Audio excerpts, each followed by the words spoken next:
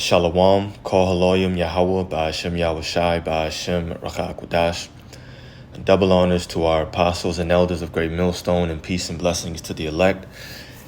Yeah, this video came out 1 hour ago from ABC News. It says, the caption says, President Trump has given Iran a 15-day deadline to reach a nuclear agreement as he weighs potential military options. And who knows really what's going on behind closed doors, what their true objective is here, because he's not really being straightforward. He's just saying, reach a deal, reach a deal, reach a deal, when apparently with their last strike, they obliterated apparently Iran's nuclear program. So who really knows what's going on? But the Bible talks about how in the end days, there will be wars and rumors of wars. And that's why this is relevant. If you claim to believe in the Bible, then that means when you hear something like this, you should line it up with biblical prophecy and understand what time we're living in. Will war bust out in the next 15 days? No, because you do have a timeline of prophecy. Certain things have to take place in a specific order. Before World War III officially breaks out on a large scale, the microchip, which is the mark of the beast, has to be made mandatory. Now, is it possible that the U.S. could strike Iran? Sure. Now, who knows what happens from there? We'll just have to see if it takes place. Hopefully it does, because for us, that's a good thing. It means that prophecies are really moving forward and the chip has to be that much closer. But a lot of these things, we just have to wait and see. That being said, I want to play this video, maybe two more. Definitely this one, though, with Trump giving this 15-day ultimatum. We'll watch one more going into the different, firepower being moved around the Middle East, and then we'll grab some precepts. This morning, President Trump with an ultimatum to Iran. Oh, I just peeped. This video is 1 minute and 44 seconds long. Check that out. This morning, President Trump with an ultimatum to Iran, warning, quote, really bad things will happen if they don't agree to a nuclear deal, giving them this deadline. I'm 10, 15 days, pretty much maximum. A source familiar with the planning tells ABC News the president is considering a range of options, from an initial assault designed to enhance the U.S. negotiating position to larger-scale strikes on government, military, and nuclear targets. That source saying the U.S. would hit targets that would imperil Iran's ability to retaliate. But with a military strike, is it to wipe out their nuclear program? I'm not going to talk to you about that, but we're either going to get a deal or it's going to be unfortunate for them. The president campaigned on keeping America out of foreign conflicts, and a source familiar tells us the president still feels he can force the Iranians to the negotiating table, even if he strikes the country. Trump has already ordered a massive buildup of U.S. forces in the region. The USS Gerald Ford, the world's largest aircraft carrier, along with 4 destroyers armed with Tomahawk missiles, now on the way. More than 100 additional fighter aircraft surging to the Middle East in recent weeks. Iran overnight with its own warning, telling the United Nations that Tehran will respond decisively to any U.S. military action, threatening retaliation on all U.S. bases, facilities, and assets in the region. Now, the president still has not made clear his overall objective here. Is it to halt Iran's nuclear program, or is he also seeking regime change? And all of this coming after the president insisted that U.S. strikes on Iran last spring had, quote, obliterated its nuclear program, begging the question of why so many additional strikes would be needed now. This morning, President... Yeah, so there you have it. That's the 15-day ultimatum that he gave Iran. Who knows? Is he going to strike them? Is it going to be under 15 days, over 15 days? Will it really happen? What's the real purpose behind it? All that is yet to be seen. But this is your war and rumors of war. Let's check out this next video. Military machine is no longer... Let me rewind it. This one came out 3 days ago. Trump just gave the word, and the entire Middle East is officially on high alert. This isn't just another warning. The U.S. military machine is no longer standing by. The USS Gerald R. Ford is currently racing toward the Persian Gulf at flank speed to join the Abraham Lincoln. But here's the detail the mainstream media is missing. While everyone is watching the carriers, 3 B-2 Spirit stealth bombers just went dark after leaving Whiteman Air Force Base. Their destination? Classified. But look at the radar. U.S. refueling tankers have been circling over Jordan and Iraq for 48 hours straight. You don't keep that much gas in the air unless something heavy is about to fly through. Meanwhile, satellite intel confirms Iran is fueling its Khyber ballistic missiles in the mountains of Semnan. Tehran claims they're ready for total war, but Trump's latest message was short and chilling. The wait is over. Special ops have already cleared non-essential personnel from the border. Every piece is now on the board. The Ford is closing in, the stealth bombers are silent, and the clock just hit 0. Is this the spark that ignites the region? Iran wanted attention. Now they have the full weight of the U.S. Navy looking right at them. Trump just gave the word. Okay, that one was short and sweet. It was right to the point. I really like this channel because they kind of give the illustration behind what they're saying. We're going to check out one more because they give a lot more detail in terms of all the movement and firepower that's being pushed over into that Middle East region. But I want to show it, even though it's kind of long, just to let you know, like I always say, no boxer just puts on gloves and headgear and gets into the ring and starts sparring and practicing if they're not preparing for an actual match. They're preparing to actually fight one day. And that's the same thing happening right now. All of this is taking place because they are preparing for World War III. You're not moving all these different stealth bombers and carriers, and you have different, I guess, jets or planes flying in the air for 48 hours for no reason. That's a lot of money, resources, and manpower. So this is happening for a reason, and the reason is regarding biblical prophecy. World War III will take place. So let's check out one more video before we grab some precepts. Right here in the Middle East. A massive U.S. military buildup is underway right here in the Middle East. Even as the U.S. and Iran are back at the negotiating table, it's clear the United States is preparing for possible military action. Over the course of the last month, more than 250 U.S. military cargo planes have landed in theater, based on a CNN review of flight data. That's a significant uptick in activity, which suggests some of these flights are tied to preparations for potential operations against Iran. That number also includes flights to U.S. bases in Europe, which have traditionally supported U.S. military operations in the Middle East. Those flights involve cargo planes that can carry everything from personnel to vehicles to heavy equipment like air defense systems that we know the United States is deploying in the Middle East. Satellite imagery is also giving us a look at the U.S.'s more muscular posture in the Middle East. This is Al Udeid Air Base in Qatar, the U.S.'s largest in the Middle East. A month ago, you can see 16 planes on the tarmac. A few weeks later, there are 29 planes, including 7 C-17 cargo planes and 17 KC-135 tankers. Those tankers are used to refuel jets mid-flight, a critical component of any air assault on Iran. At this air base in Jordan, 12 F-15 fighter jets recently appeared in satellite imagery. We've also identified the deployment of Patriot air defense systems at that large U.S. air base in Qatar. These would be critical to protecting U.S. assets in the region in the event of Iranian strikes.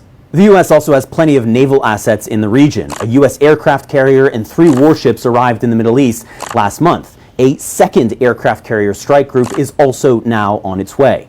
But this is just what we can see from publicly available information. The last time the U.S. struck Iran in June, we also saw a big buildup of military force in Europe and the Middle East. But it was 7 B-2 stealth bombers that delivered the biggest blow in Iran, according to the Pentagon. Those flew in undetected from the United States. A massive... Yeah, so it's too much going on. It's a lot of military power, military might that's being sent over there. That's how you know something is about to go down. So with that being said, let's first start here, Ezekiel 38. We're only going to grab a few precepts, try to hit the most relevant ones. But you should be very familiar with this chapter by now. Of course, Magog is referring to Russia, and Russia is going to have a big role to play in this upcoming World War III. So let's read starting from verse 1 and down to the point. Might skip down to it. Verse 1 says, "And the word of the Lord came unto me, saying, Son of man, set thy face against Gog, the land of Magog, the chief prince of Meshach, Tubal, and prophesy against them." So Gog is referring to Russia. They're in that land. So this is a prophecy regarding and toward Russia, right? Almost as if the Lord is giving them directions. It says, "And say, Thus saith the Lord God, Behold, I am against thee, O Gog, the chief prince of Meshach and Tubal." So yeah, the Lord is just using Gog, using Russia. He's not on their side, right? "And I will turn thee back and put hooks into thy jaws, and I will bring thee forth in all thine army." So the Lord is controlling Russia. "And I will bring thee forth in all thine army, horses and horsemen, all of them clothed with all sorts of armor, even a great company with bucklers and shields, all of them handling swords," is referring to their military. It says Persia. Now Persia here is Iran. It goes on to say Persia, Ethiopia, and Libya with them, all of them with shield and helmet, so their military, Gomer and all his bands, the house of Togarmah, of the north quarters and all his bands, and many people with thee. So this isn't a full breakdown of Ezekiel 38. What's relevant here is it said Persia, which is Iran. Verse 7 says, "Be thou prepared," talking to Gog, talking to Russia, "Be thou prepared and prepare thyself, thou and all thy company that are assembled unto thee, and be thou a guard unto them." Who is the them? All the nations that we just read starting at verse 5, one of them being Iran. So why is this relevant?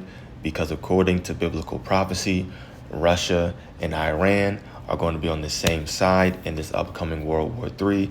That's pretty obvious when you see the connections and just their relationship that they have currently right now. But if the U.S. really does try to step in and enforce whatever nuclear program, wipe out their nuclear program, I guess, they don't get the deal that they're looking for, and then they really do escalate things to an attack, then yeah, we can see potentially Russia step in and do something and be a guard, help out and assist and make sure that Iran is okay. How big will it be? Once again, we don't know that. We don't have all those smaller details. We don't even need all those smaller details. We have the big parts of prophecy that we need. There's going to be some kind of economic collapse here. Plagues are going to continue to hit Babylon the Great. That chip is going to be made mandatory. The dollar is not going to be as strong and valuable as it is right now. Then from there, you're going to have Jacob's trouble, World War III. Those are like your really big prophecies, right? And we're currently in Jacob's trouble, but we're just in the beginning of sorrows right now. But we see Ezekiel 38, we see Ezekiel 38 taking place right now, which is exciting. Let's jump over to the book of Revelation. Of course, 11 and 14. The second woe is past. And right here, woe represents a war. It represents a great destruction. So the second woe, referring to World War II, is past, and behold, the third woe, or the third great destruction, the third war, cometh quickly. And we're in that time right now, and this is very important. This is why it's very important that you continue to watch. Because when you watch, now you know what to pray for. If you're not watching, you don't know what to pray for. On top of that, remember, fear is a good thing. We're moved by fear. It's not some emotion that you have to be wary of. No, fear is something that you regulate. It's something that you manage, and you use it as motivation. And so when we see that World War III is on the horizon, it brings fear to us because we understand that the Lord, Yahweh Ba'ashem Yahweh Shai, is the one bringing this to this world. It's not some random event taking place because these Edomites are so strong. No, the Lord is making this happen. And we don't want to be caught up in what he's bringing to this world. So now we see it happening. We're moved with fear to continue praying, to continue repenting. And now we know what to pray for. We're asking for mercy, and we're praying and hoping and begging that we be delivered when World War III breaks out. All right, last precept. There's two I wanted to get. Let me think. Sorry, this one's already here. I'll just get this. Ecclesiasticus or Sirach 39 and verse 1. But he that giveth his mind to the law of the Most High, and is occupied in the meditation thereof, will seek out the wisdom of all the ancient, and be occupied in prophecies. That's our job. We're supposed to occupy ourselves with prophecies, meaning we're supposed to be watching and reporting at all times. If we see something, I'll even use the word suspicious. We see something suspicious, right? You're up on that high tower, you're up on that castle wall, and you're watching, you see something that doesn't look right, you report on it. We see things that line up with prophecy, we report on it in order to let the elect out there know what time we're living in and what you ought to be doing. Right now is the time to be building up our spirits and asking the Lord to increase our faith in him so that we can stand in the evil days to come. And we're ultimately just looking for mercy. That's the biggest thing. So continue to stay occupied in prophecies and read so that you know what prophecies to look for. You're not going to know what to look for if you're not reading and you don't know what signs were given to us in these end days. So Lord willing, this was edifying to the elect. Call Haloyim. Yahweh Ba'ashem Yahweh Shai Ba'ashem Rakakudash. Double honors to our apostles and elders of Great Millstone. Peace and blessings to the elect. Shalom.